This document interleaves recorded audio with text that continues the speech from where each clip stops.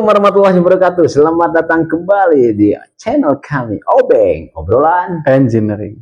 Oke, Pak Igi. Oke. Masih ngebahas masalah ketiga yang kemarin nih. Kita lanjut nih. Oke. Episode kemarin kita ngebahas ketiga.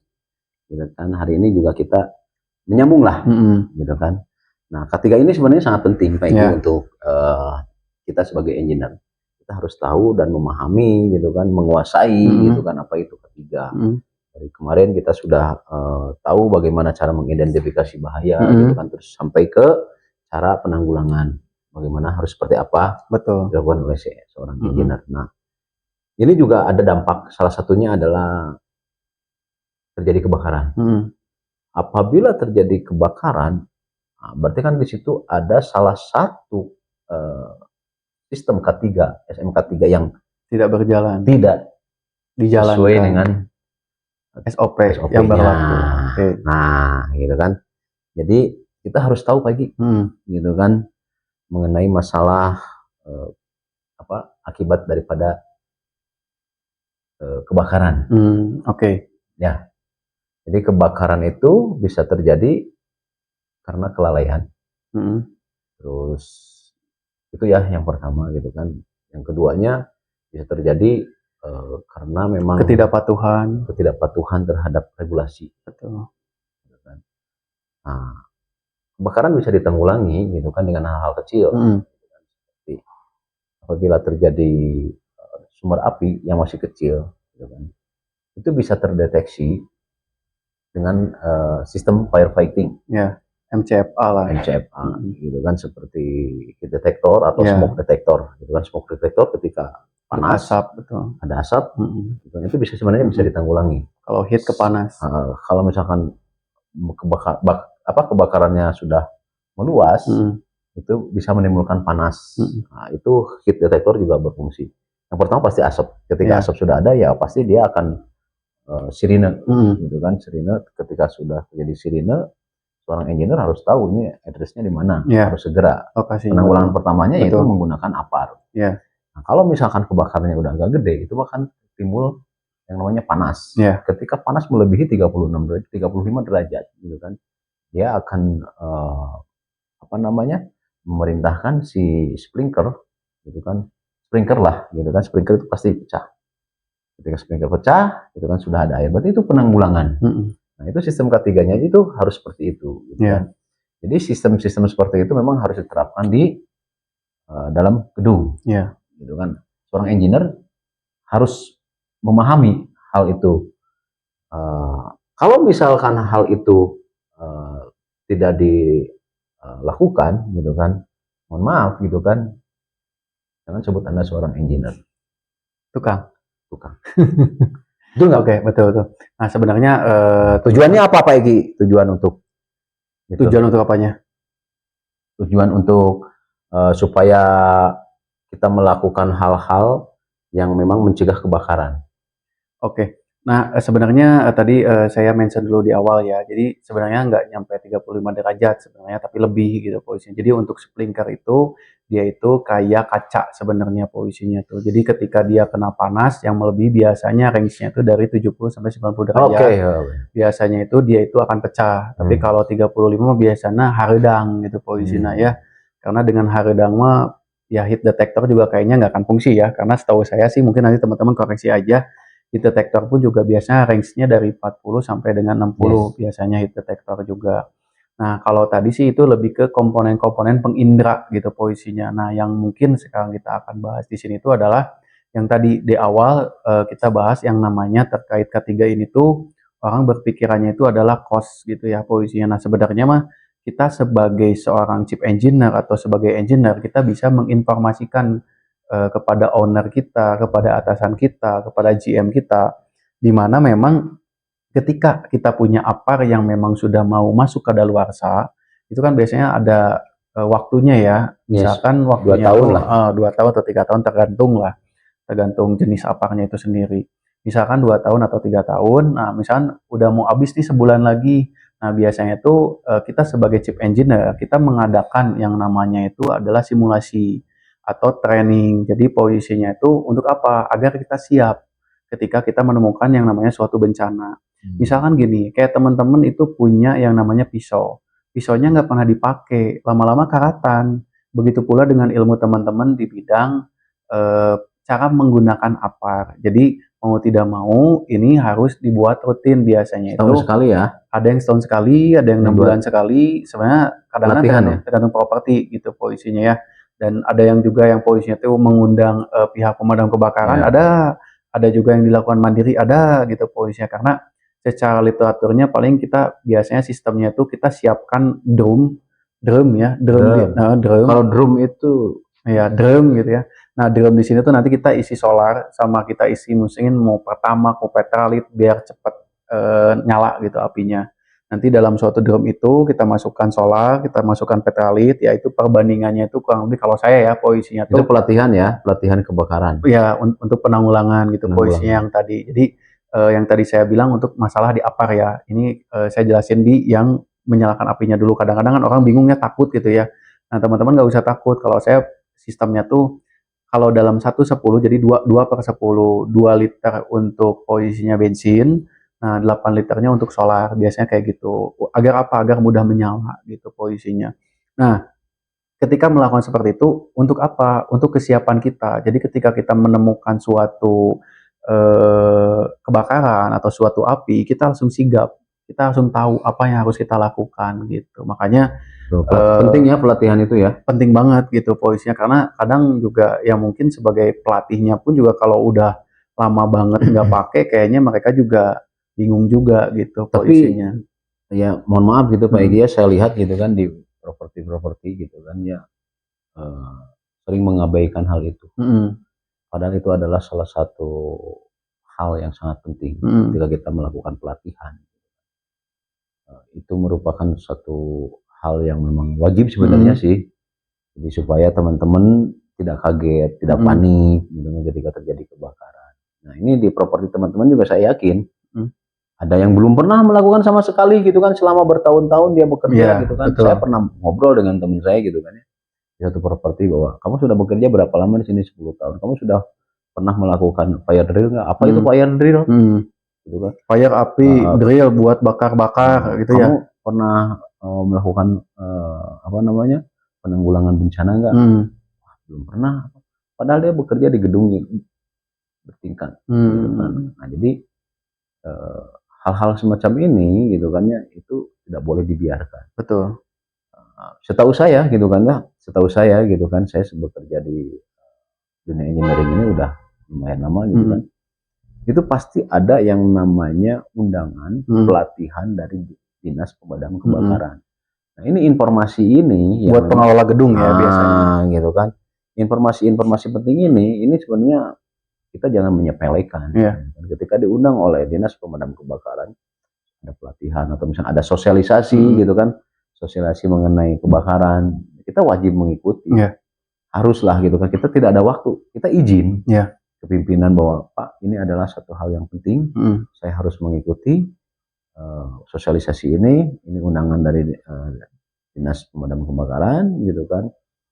Apabila kita tidak mengikuti ini maka kita tidak akan tahu, gitu kan, dari mulai peraturan gitu kan. Sebenarnya tujuannya pasti satu sih. Jadi ketika ada hal-hal seperti itu ya baik itu sosialisasi ataupun kita pelatihan, tujuannya satu supaya kita siap. Nah itu aja. Karena memang kalau kita ngomongin suatu bencana dari turunan K3 tadi kan ada yang namanya tuh tanggap darurat atau kegawat daruratan. Yang namanya kegawat daruratan itu atau tanggap darurat kita tidak pernah tahu kapan itu akan terjadi dan sama siapa gitu polisi. Jadi ya mau tidak mau ketika memang kita belum menghadapi hal tersebut, kita harus menyiapkan gitu mental kita, kesiapan kita gitu polisi. Karena kadang ada secara teorinya jago, mentalnya nggak siap. Ngeliat api kabur langsung gitu. Iya, jadi betul.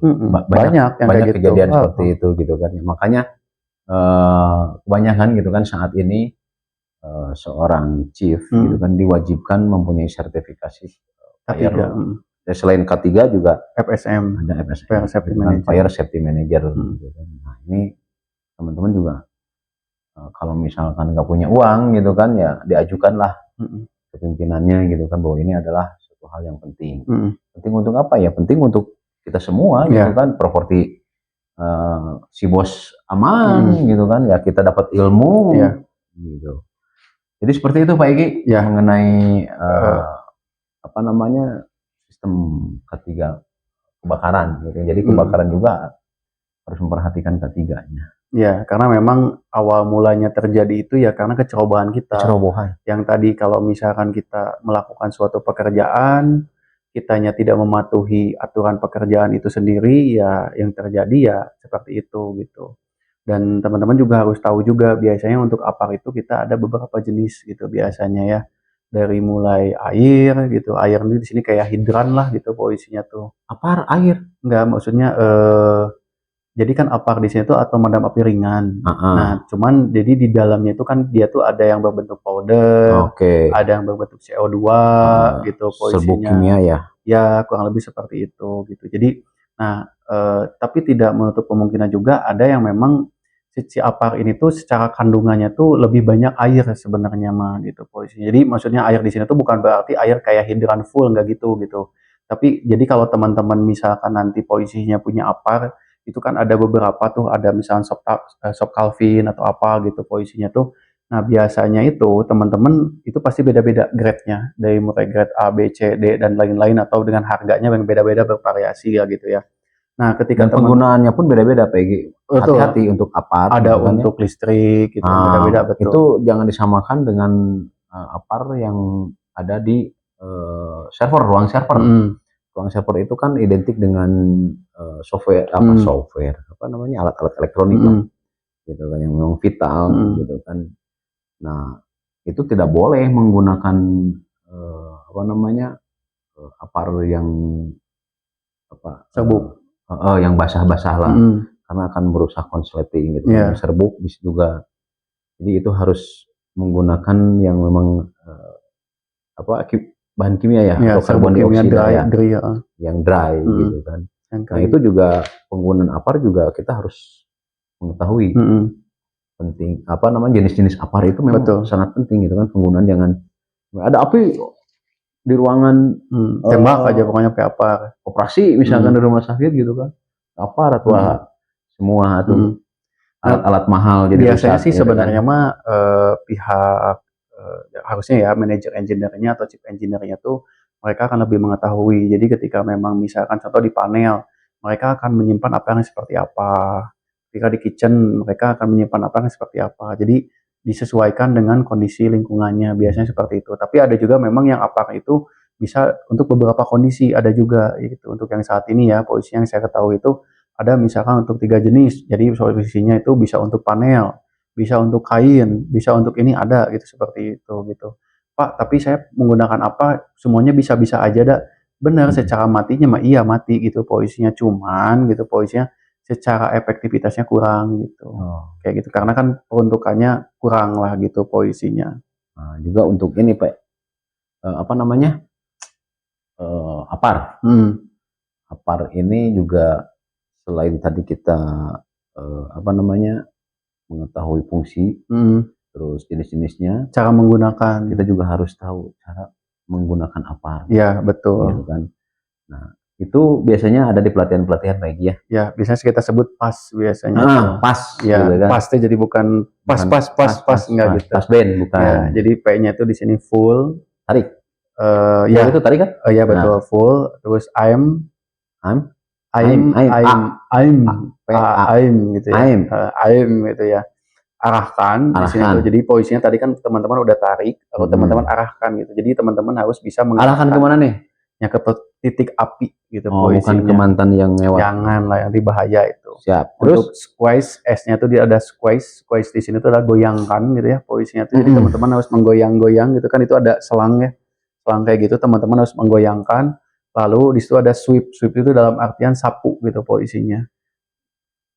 Ayunkan ke kiri ke kanan. Ya gitu, kayak menyapu lah sweep, gitu. Sweep gitu posisinya. Nah, wiper, sweep. Oh ya tadi, sorry. Squeeze di sini lebih ke kayak kita neken dulu, nah sweep-nya itu baru ayunkan. Sorry salah. Padahal saya agak bingung ini posisinya tadi ya posisinya. Nah, jadi teman-teman pas di sini tuh tadi posisinya itu adalah singkatan gitu. Full, I'm squeeze sama swim. Sweep. Ya, sweep gitu posisinya. Jadi yang pertama teman-teman tarik. Nah, yang ditarik di sini tuh bukan ditarik orangnya ya, tapi tarik pin. Biasanya suka ada pin penyanggah gitu. Dia bulat, dia ada panjang itu pinnya kita tarik gitu. Nah, terus yang kedua itu tadi kita pas AM. AM di sini tuh posisinya tuh kita arahkan nozzle-nya gitu posisinya. Jadi arahkan nozzle-nya tuh jadi posisinya selangnya diarahkan. Kita tarik kan posisinya di upper gini posisinya. Kita tarik gitu. Posisi ini arahkan gitu posisinya. Nah, tekan di sini tuh kan tadi squeeze-nya tuh si posisi handle-nya teman-teman tekan. Lalu teman-teman siap untuk ke posisi titik api. Lalu kita ada yang selanjutnya sweep. Sweep itu adalah menggoyangkan, sweeper gitu atau menyapu, teknik menyapu. Nah, cuman teman-teman harus yang digaris bawahi juga. Teman-teman jangan melawan arah angin gitu biasanya, karena biasanya itu kalau arah anginnya ke kita, teman-teman jangan di depannya gitu posisinya, tapi harus di belakang, berlawanan arah angin gitu. Terus jangan sumbernya Peggy, kalau sumbernya disemprot itu pasti membesar. Jadi kita dari puncak api, titik utama lah. Nah, jadi dari atas ke bawah. Ya, gitu. Nah, itu cara-cara menggunakan apar. Ya, kurang lebih gitu. Jadi kalau coba aja nih teman-teman.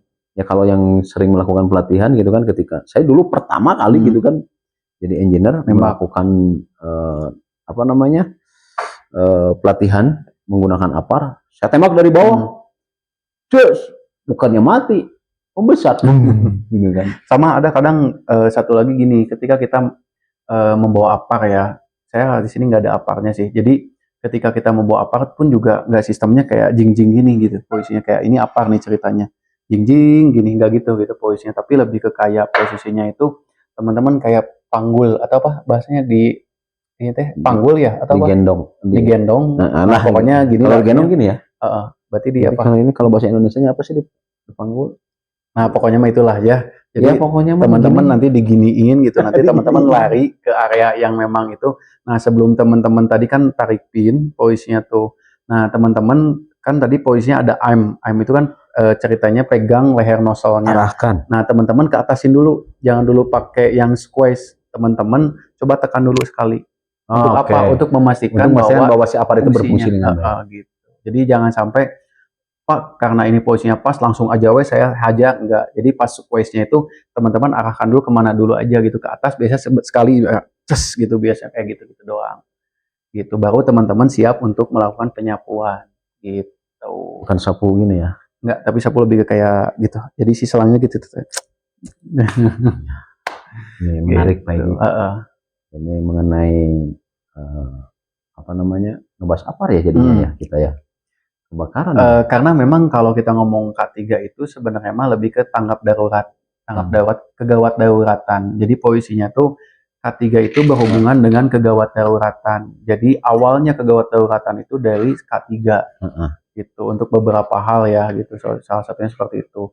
Tapi Pak, contoh gempa bumi kan itu nggak ada hubungan dengan K3, sebenarnya ada saja. Cuman kalau gempa buminya iya memang tidak ada. Tapi ketika terjadi gempa bumi, nah teman-teman kan harus tahu, teman-teman harus melakukan apa gitu posisinya. Ya kuncinya sih tanggap darurat apapun itu, teman-teman jangan panik gitu. Intinya itu sih. Ya. Ketika mendapatkan sesuatu jangan panik, teman-teman tinggal lihat aja sekitarnya, sekelilingnya gitu posisinya. Kalau gempa, ya teman-teman tinggal cari aja titik evakuasi gitu posisinya. Nanti dari titik evakuasi, kalau mungkin di hotel-hotel atau di apartemen, biasanya mereka ada di dekat staircase di balik ujung. Karena memang kita menghindari lift gitu posisinya. Jadi pokoknya K3 di sini tuh lebih ke sesuatu yang memang gawat darurat gitulah. Kurang lebih seperti itu. K3 di... Bukan hanya tentang APD gitu, luas. APD luas sekali gitu kan. Jadi mengenai kebakaran ini pun harusnya ada petunjuk arah harus. Ya, gitu kan. Selain itu juga harus ada SOP. Ya, jadi ketika terjadi kebakaran seperti apa. Terus juga harus dibikin yang namanya struktur organisasi. Ya, betul. Karena biasanya ada yang namanya tuh regu ya. Posisinya tuh kayak misalkan kapten ya. Kapten floor.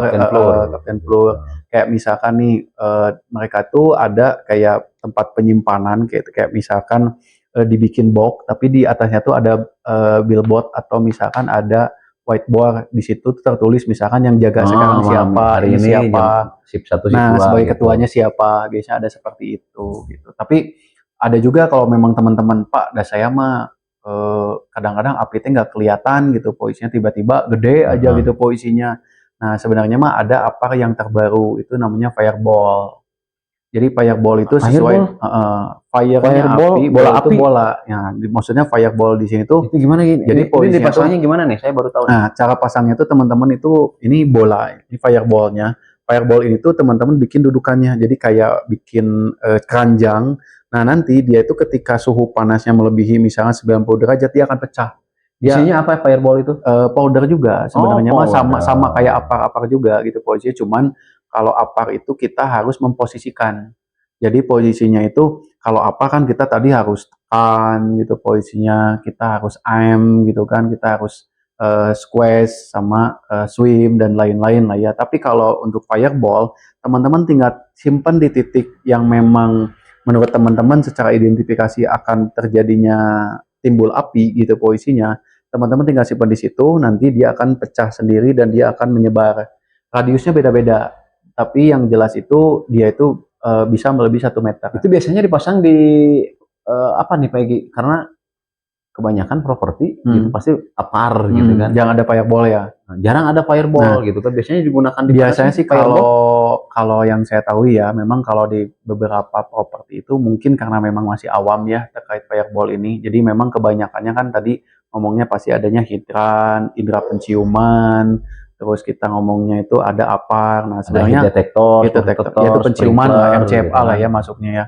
Nah, biasanya kalau untuk fireball itu kita kalau ngomongin terkait yang mainannya dengan suhu tinggi, biasanya di Pertamina yang mudah-mudah terbakar, di pipa-pipanya itu kan kita nggak pernah tahu ya posisinya ya. Terus kalau di industri mungkin di boiler oil itu dia bekerja di atas 150 derajat Celcius oilnya. Jadi oil yang dipanaskan, bukan air.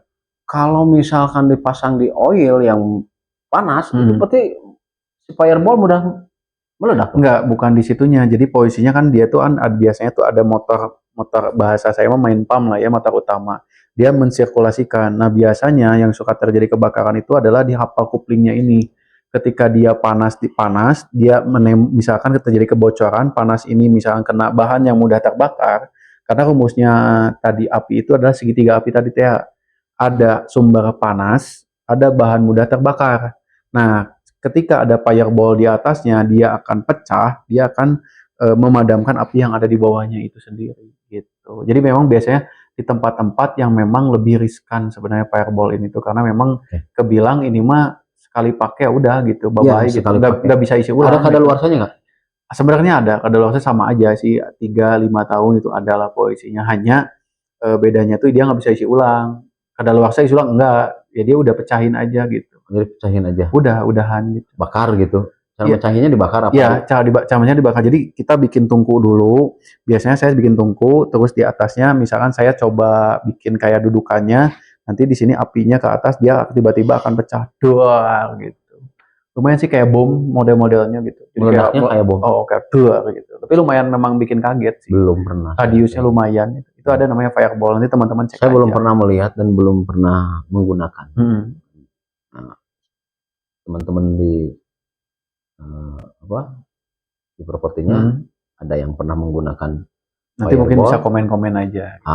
Nanti bisa sharing lah, betul, atau bisa pengen tahu gitu kayak gimana, betul. Nah, mungkin untuk selanjutnya yang tadi ya yang memang umumnya itu kebanyakan kita itu ngomongnya itu lebih ke kayak pengindra gitu. Tadi kan kita ada yang namanya hidran, kita ada yang namanya apar, kita ada yang namanya pengindra gitu posisinya. Nah, memang posisinya itu yang memang umum tuh hanya 3 itu gitu posisinya. Karena pengindra itu tadi kan memang udah dibahas, ada heat detector sudah pasti mengindra panas, smoke detector sudah pasti mengindra asap, terus blinker itu mengindra api gitu. Yang sepanas-panas kene sebenarnya mah sama kayak heat detector. Cuman bedanya kalau heat detector itu dia ketika panas dia tuh mengirimkan sinyal ke MCFA, oh terjadi di sini ada panas. Tapi kalau sprinkler itu dia itu langsung kayak manggil joki dulu, biasanya dari joki dia akan masuk ke pompa-pompa gitu untuk menyalakan. Jadi nanti sprinklernya itu akan kayak penyiram tanaman, seng gitu. Oh, bagus ya. Bedanya itu sih Keren, gitu. keren. Itu sih yang banyak umum kita temuin itu gitu. Oke, Pak Egi, mengenai episode ini kita ngobrol mengenai, jadi ngobrol masalah kebakaran ya. Akhirnya. Ya nggak apa-apa sih sebenarnya, kebakaran ini juga merupakan salah satu yang sangat berkaitan dengan ketiga. Betul. Jadi ketiganya diperhatikan, terus sistem penanggulangan kebakaran juga harus diperhatikan. Betul. Saling berkaitan. Ya, betul. Ini sangat penting sekali. Next kita akan membahas mengenai sistem firefighting, Pak Egi. Boleh. Jadi secara global nanti kita akan membahas mengenai bagaimana cara menanggulangi kebakaran di dalam gedung. Boleh. Ya. Siap. Gitu. So, jangan kemana-mana. Supaya teman-teman tidak ketinggalan, ikuti terus channel kita. Apa nama channelnya, Pak Egi? OB. Obrolan Engineering. Salam Prenjina.